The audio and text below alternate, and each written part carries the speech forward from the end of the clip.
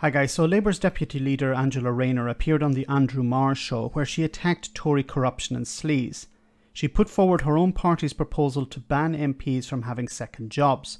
This follows a week of scandal where Tories, the length and breadth of the House of Commons, have been exposed for engaging in a series of jobs on the side, from Geoffrey Cox getting paid millions to defend a country that has been accused of corruption by the United Kingdom, to Jacob Rees-Mogg, who may have broken rules by not declaring £6 million in cheap loans from his Cayman Islands-linked company.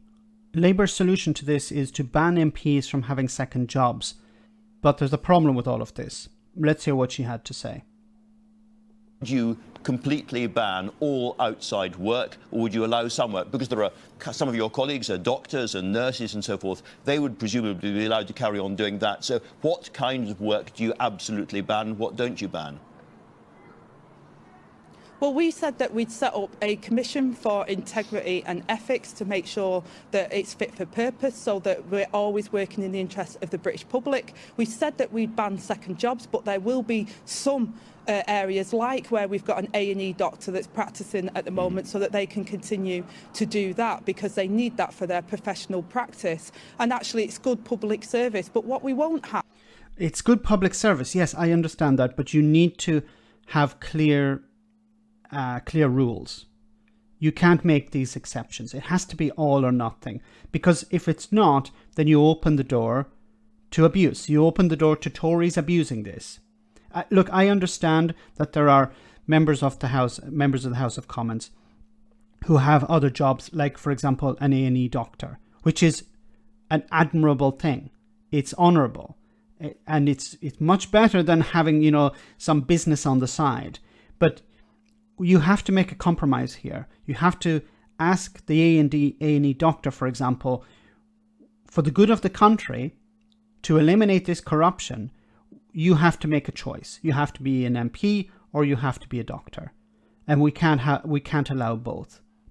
Unfortunately, that is the situation we're in, because as soon as you make exceptions, then the Tories will add more exceptions. Once they're in power, they will. Well, they're in power at the moment, obviously, but once they're in charge, they will add more exceptions. Well, we should add lawyers to this because lawyers do good things, which would be, of course, Geoffrey Cox. We should add particular types of consultants because they provide a public service. So, good public service can be abused as a term. So it has to be one job only, MP.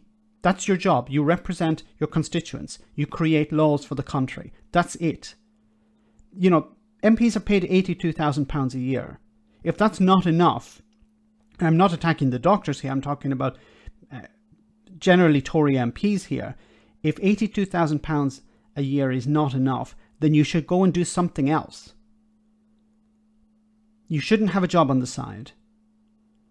Because, as I've said on numerous occasions, you either represent the people or you represent the businesses that give you money, that either pay you a salary or donate to you. You're not representing the public here. You're not representing your constituents. Is people, getting loans like we've seen from Jacob Rees-Mogg, where he's got £6 million on a really small interest rate, where we've seen, Grant Shapps, who's basically been setting up his own lobbyist company within his own department to lobby his own government for his own personal means. Sleaze after sleaze, corruption after corruption. We've got to end this now, because it really undermines public trust and confidence in our government. And it was John Major's government, the Conservative government, that brought in the Nolan principles, and this government is completely undermining them. It is undermining them. It is undermining these principles. But the solution is not to create exceptions.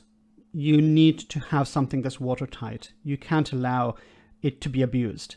And it has to be as clear as crystal. An MP has no second job. Some people are not going to be... some people are going to suffer because of that. Good people, unfortunately. But for the greater good, you have to eliminate this type of corruption.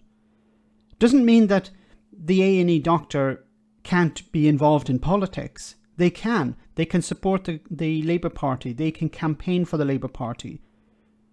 They can promote the Labour Party at every turn, but they can't be an MP. I know it's a difficult choice, and I know it would be better to have A&E doctors who are MPs because they understand the consequences of government policy. But you have to draw the line somewhere.